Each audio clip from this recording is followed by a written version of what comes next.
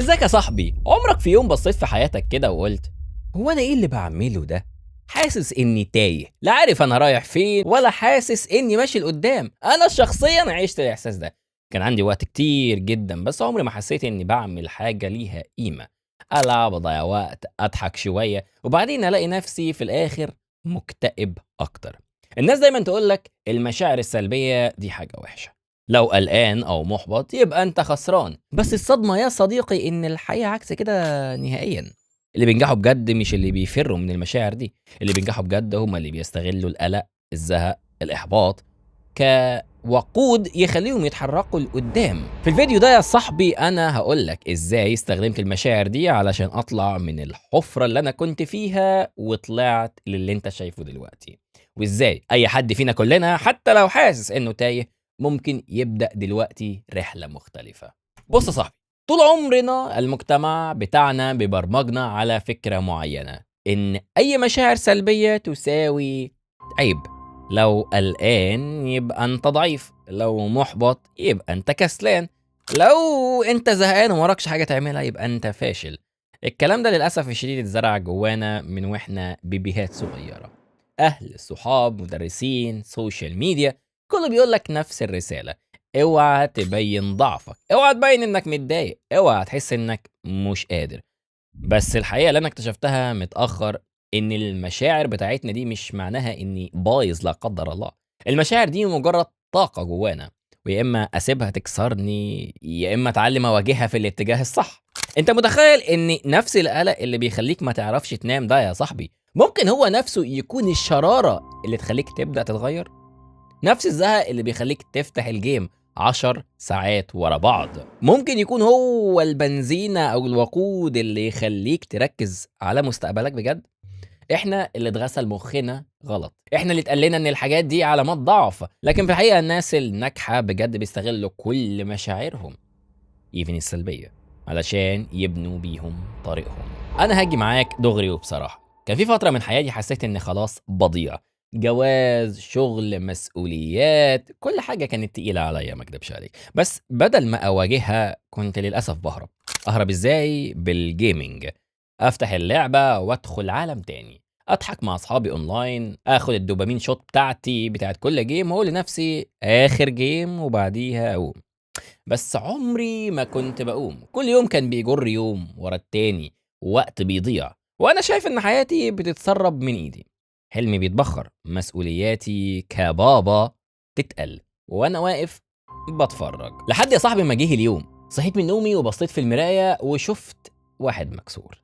مش عشان الدنيا وقفت ضدي، لا لا لا، لكن علشان انا اللي كنت بهرب. كل القلق، كل الزهق، كل الضغط كنت بسيبه يسوقني على الشاشة.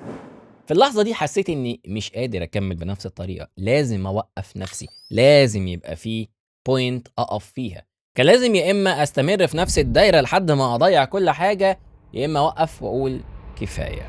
اليوم ده يا صديقي كان نقطة فاصلة. أنا فاكر إني قعدت مع نفسي بالليل وكنت زعلان قوي مني. زعلان مش من الناس، مش من الظروف، زعلان من نفسي. إزاي سِبت حياتي توصل للنقطة دي؟ إزاي رضيت أعيش تايه وأهرب بدل ما أواجه؟ في اللحظة دي أخدت قرار واضح جدًا. أنا مش هالعب تاني زي الأول، مش هاسيب حياتي تتحكم فيها شاشة، مش هاضيّع وقتي على المفروض أستثمره في مستقبلي وفي بيتي وفي علاقتي بربنا وفي الهبل. أنا قطعت مع نفسي عهد إني أغيّر حياتي، قُلت حتى لو خسرت ناس، حتى لو حسيت بالوحدة يا صاحبي، أنا مكمّل.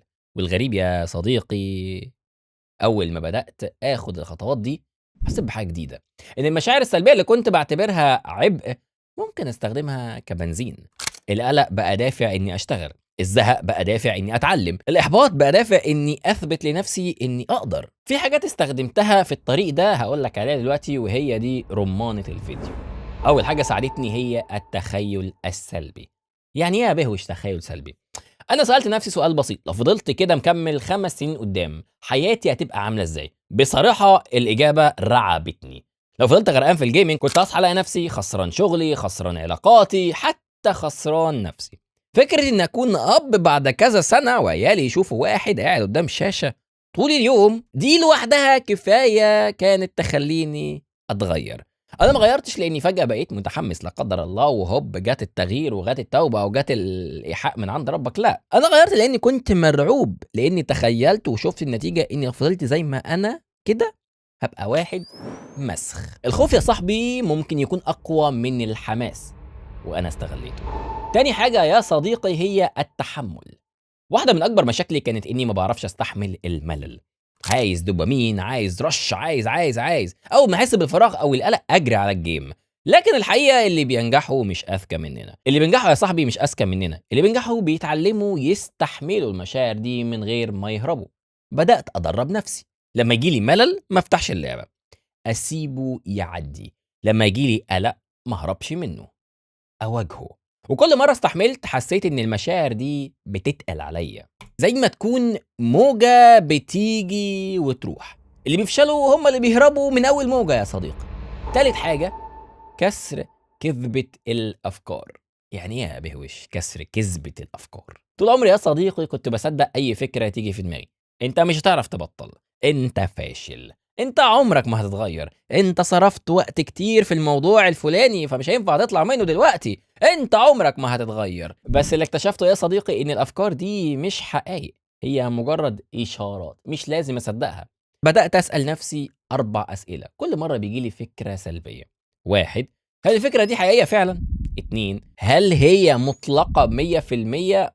يعني اكيده 100%، قران نازل 100%، ولا فيها شك؟ 3، لما بصدق الفكره دي انا بحس بايه؟ هل ايجابيه، هل سلبيه، هل بتفرحني، هل بتزعلني، هل بتقفل لي اليوم؟